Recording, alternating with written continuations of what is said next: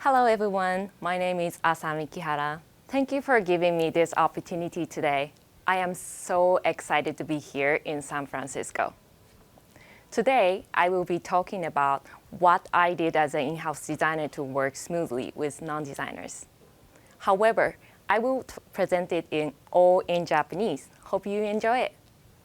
皆さん、こんにちは。本日はですね、ノンデザイナーズとスムーズにお仕事を進めるためにインハウスデザイナーとして行ったことというテーマでお話しさせていただきます。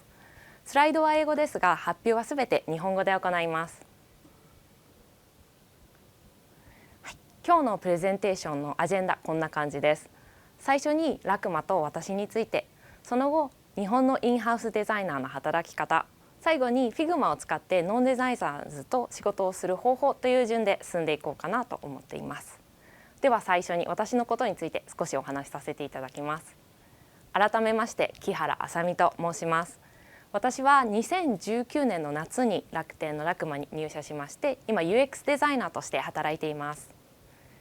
デザイン以外では最近観葉植物が大好きで、最近エアプランツにハマっています。私自身がものづくりっていうもの自体に興味を持ったのは、舞台照明の仕事をしている父の影響です。いつか私もクリエイティブな仕事をしたいなっていうふうに思って、大学ではですね、メディアアートを専攻しまして、そこでは映像制作だったりアート、グラフィックデザインのようなデザインの基礎みたいなのを学びました。その後ですね、卒業してビズリーチという人材系の IT 企業に新卒で入社しまして、そこではデザインの基礎だったりフロントエンドの知識なども含め、働きながら学びました。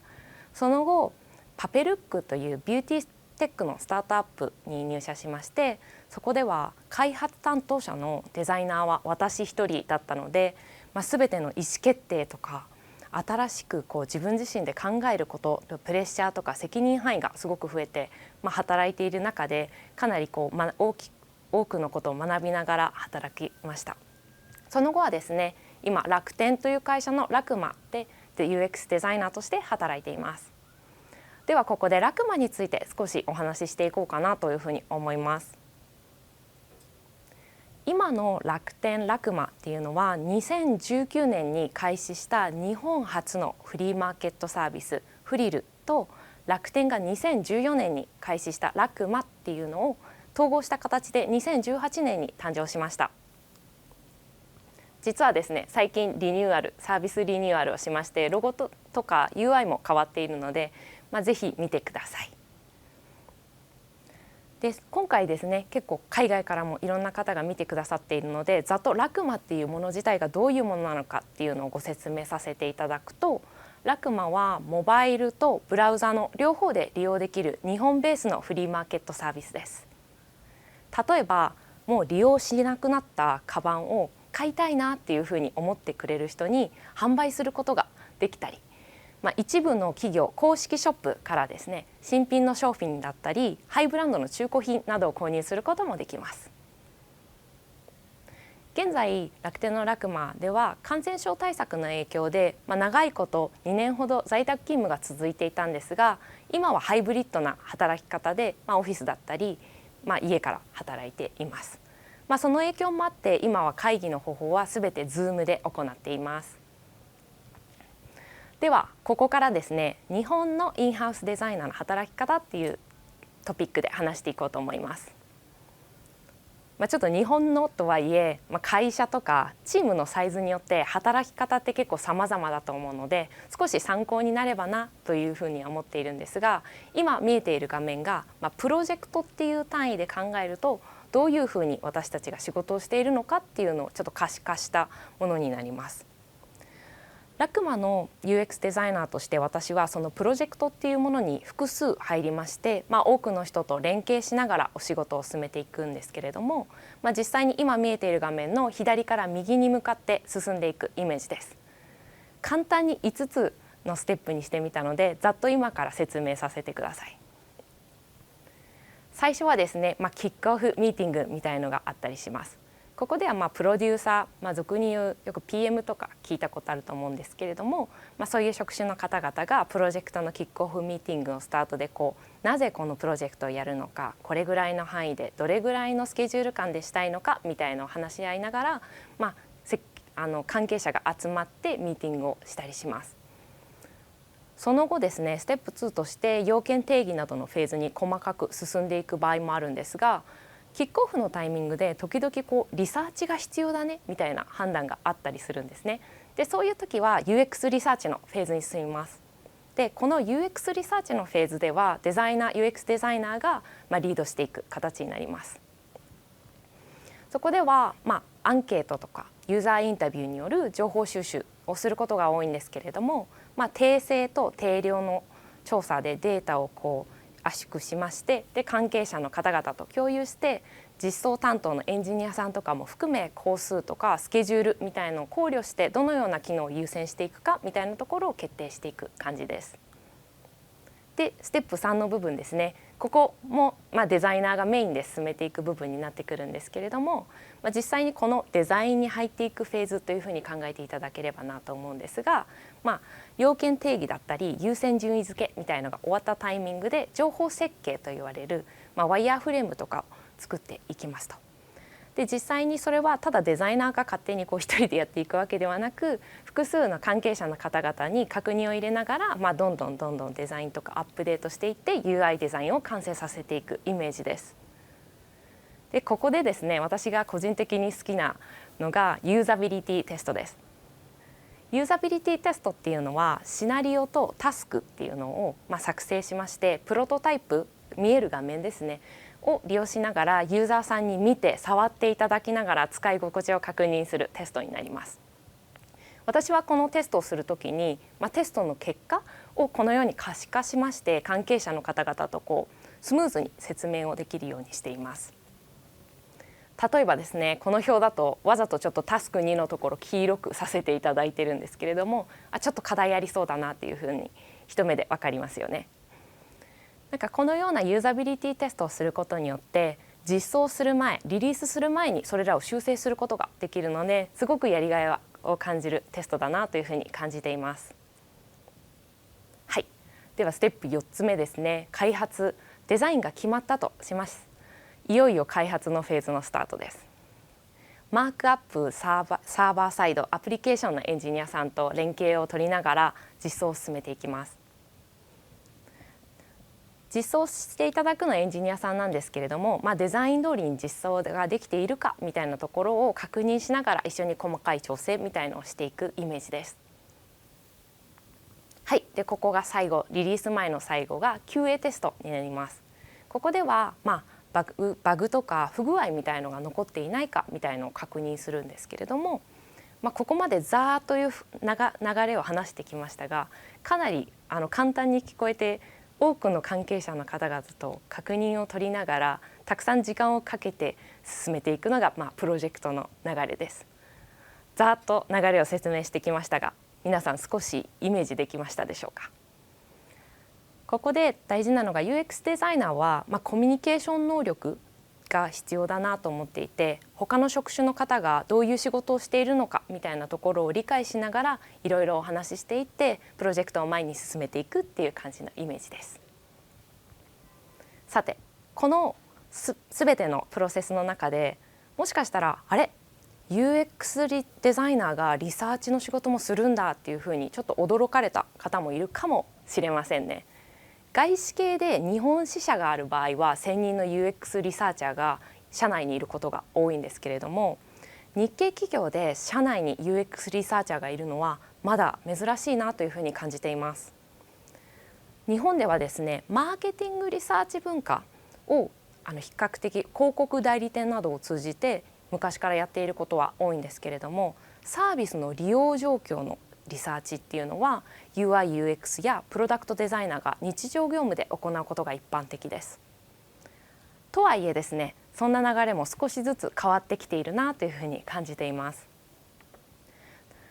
例えばですね、リサーチに関する書籍みたいのが最近日本語でも増えてきていたり、今月末には東京で初のリサーチカンファレンスが開催されるからです。このようにリサーチに関する情報がより多くの人に行き渡るようになり、今後日系企業でもインハウス UX リサーチャーが増えていくのではないかなというふうに思っています。さて次ですね、Figma を使ってノンデザイナーと一緒に仕事をするっていうトピックに入っていこうと思います。ここでいうノンデザイナーズっていうのは、デザイナー以外の方々っていうふうに思ってください。私はラクマに入社した時に初めてFigmaを複数の人と一緒に利用するっていう経験をしたんですけれども、これが時代の変化かというふうに驚いた記憶があります。ちょっとその昔話みたいのをさせてください。以前ですね、デザインタスクっていうもの自体を進める時は、デザインがある程度できたタイミングでデザインのファイルをプロジェクト名アンダースコアバージョン1とか日付みたいのを命名してファイルごと共有したり PDF とか、画像で書き出しをして、共有するみたいなことをしていました。あとフィードバックみたいのをいただく時って、スラックとかのチャットツールみたいので大量の該当箇所のフィードバックを箇条書きでいただいて、対象の画面はどれなのかっていうのを確認するコミュニケーションが必要だったり、人によってはですね、共有した画像を紙に印刷してペンで手書きのフィードバックを入れた状態で紙を渡されるみたいなこともありました。Figma はリアルタイムで複数の人と同じファイルを編集することが可能なので、早い段階からファイルをシェアすることで進捗とか方向性のすり合わせをスムーズにすることができます。さらにですね、大量のコメントをもしいただいたとしてもFigma のデザインフレーム上に直接コメントをしていただけるので、確認するコミュニケーションの時間みたいのも削減されました。常に新しい最新版のファイルを一元管理できることっていうのは何よりも素晴らしいなというふうに思いました。でそんなベタ褒め便利な Figma なんですけれども、私は入社当時新しいツールだったのでうまく使いこなせず困った経験もあります。Figma の利用経験がある方は分かると思うんですけれども、Figma って同じファイルの中でも違う URL をたくさん発行できるんですよね。で入社当時の私はその URL を使えるってことも全然知らなかったので、ずっと同じ URL を使い回してスラック上で関係者の方に新しいデザインできましたみたいな感じでシェアしていたんですけれども、ちょっと先輩から指摘されたことがありました。正直ですね、最初からできることすら知らない機能をどういうふうに学べばいいのかみたいのが分からず戸惑った記憶があります。でそんな時ですね、まずは何をできるのかっていうことを知ることがやっぱり大事だなというふうに思い、当時は YouTube に配信されている Figma ツールの紹介動画を片っ端から見ていった記憶があります。Figma の公式からも結構動画がたくさん出ているので、もし今 Figma 勉強中とか今から学びたいですみたいな方がいたら見てみてはいかがでしょうか。はい、ではここでですね、実際に社内であった話をさせてください。新しくチームに入ったばかりのノンデザイナーの方からスラック上で私にこの3つの Figma ファイルのデザインを全てアップデートしてくださいというふうな依頼が来ましたと。でそこで私 Figma 全部確認してみたんですけれども、それらは実は全て同じ Figma ファイルでした。その方は Chrome のタブで別々に開いていたので同じファイルってことに気づかなかったようなんですけれども、最初は正直驚いたんですけれども、よくよく考えてみたらページ図っていう概念自体誰も教えてくれないなというふうに思いまして、新たな視点を理解できた気になりました。先ほども少しお話ししましたが、私たちクリエイターは新しいツールを触るときにツールの内容とかを理解することに最初時間を割くことが多いんですけれども、ノンデザイナーの方で実際にFigmaをメインの仕事であまり使わない方に対しては、最初から誰かから説明とかサポートみたいのがないと難しいなというふうに思いまして、Figma の使い方の勉強会をしようかなというふうに決めました。で勉強会ではですね、ツールバーにある機能の基本操作、コメントの書き方だったり、ラクマ独自のファイル管理方法などをシェアしました。またですね、ノンデザイナーの方でもワイヤーフレームを作る方もいらっしゃるので、コンポーネントコンポーネントを利用してパズルのように組み合わせるだけで使えるようなノンデザイナーズデザインシステムも作り展開しました。ゼロからパーツを作らなくていいので業務効率化に貢献ができたのではないかなと思っています。さてここから例を2つ出しまして少しどういうふうに働いているかのチップスみたいのを話していこうと思うんですけれども、冒頭にお話ししたようなプロセスで、プロジェクト内でお仕事を進めているとプロジェクトによるんですけれども、週に1回程度定例会議が開かれます。例えばですね、今がユーザビリティテストが終わって作った UI の中に課題が見つかったとしましょう。その課題についてと改善案みたいのを私の方で用意して定例会議で関係者の方に対して話す時の Figma 活用術を説明します。まずここで今は Zoom 会議中だとしましょう。この定例ミーティングで Zoom の画面共有みたいなのを始めたタイミングで Figma のファイルの URL を Zoom のチャットに貼ることがポイントです。で説明を始める前に質問や疑問があれば直接 Figma のファイルにコメントしてくださいというふうに説明をして今回のテストの結果とか、新しい改善案を共有していきます。で共有が一通り終わったら説明している最中にいただいたコメントの質問に答えたり議論したりします。短い時間の中で効率的に会議を進めていくのに良い方法ですし、仮に会議の時間が短すぎて全てを確認することができなかったとしてもスラックベースでその後にコミュニケーションを取ったり忘れることなく全ての質問をログに残すことができるので大変便利だなと思っています。特にですね、日本の職場では誰かが説明をしている最中に自分の意見を発言したり質問するのが苦手な方が比較的多いのでコメントベースのコミュニケーションの選択肢っていうのを作っておくのは発言のハードルを下げることができます。日本では一般的に話を遮るのは失礼というふうに考えることもあり、さまざまなタイプの方と一緒にお仕事を進めていくっていうふうな上で、多くの人に発言の機会みたいなのを持つのをファシリテーターが作っていくっていうのは大事なことの一つだと思うのでもしやってみたいなと思う方はぜひ試してみてください。またですね、Figma 関連でいうと、Slack をもし皆さんご利用されていたらぜひ連携してみていただきたいなというふうに思っています。これは、Figma のファイル内にコメントが来るとすぐに Slack に通知が来るんですけれどもスピード感を持ってお仕事を進めていくには大変便利な機能だなというふうに思っています。では2つ目の例ですね。Figma オーディオチャットとカーソルチャットっていうことについて少しお話ししたいと思います。オーディオチャット機能なんですけれども、もしかしたら聞いたことないなっていう方もいるかもしれないんですがこちらの機能は Figma のアカウントの状況によって使える方とそうではない方がいらっしゃいます。Figma の中で同じファイルを閲覧している同僚と会話するための音声チャットとして私は使っているんですけれども、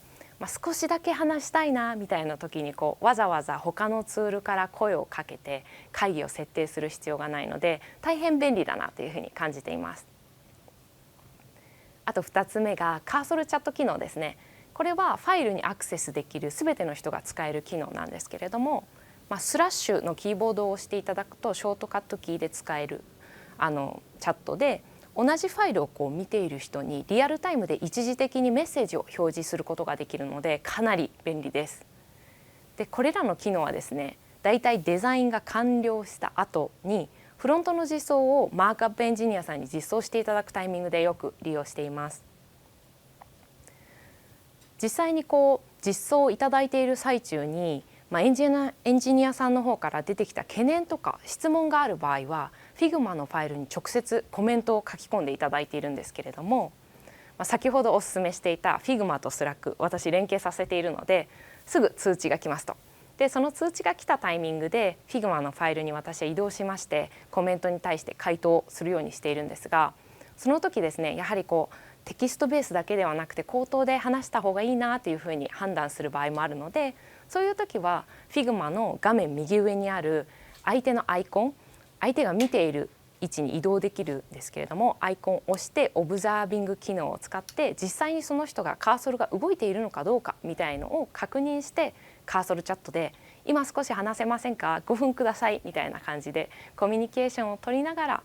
その後に Figma のオーディオチャット機能を使って5分程度ディスカッションすることがあります。口頭でのコミュニケーションが簡単に始められてすごく便利なので、まだ利用したことがないっていう方はぜひ試してみてください。ではここでまとめサマリーです。インハウスデザイナーとして私がおすすめしたいこと2つまとめました。で、1つ目は社内で勉強会を開催してみるのをおすすめします。チーム全体の知識レベルも上がりますし、自分自身も人に伝えるためのインプット量みたいのが増えるので大変勉強になると思います。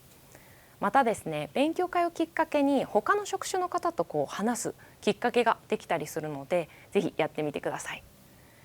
2つ目が、プロジェクトのスタート時点から Figma ファイルを関係者の方にシェアしていくっていうことが重要ということです。人によってはですね、ちょっとデザインが未完成でアイデア出しのフェーズなんで美しい状態ではない Figma ファイルを共有することに少し違和感を感じるかもしれないんですが、全体の手戻りを少なくしたり共通認識を作るためには、早い段階での情報共有っていうのは重要なポイントだと思うので、皆さんも仕事の中で意識してみてください。短い時間でしたが、今日のプレゼンテーションが少しでも皆さんの参考になったら嬉しいです。質問等がある場合はいつでも LinkedIn や SNS などを通じてご連絡ください。ご清聴ありがとうございました。Thank you very much.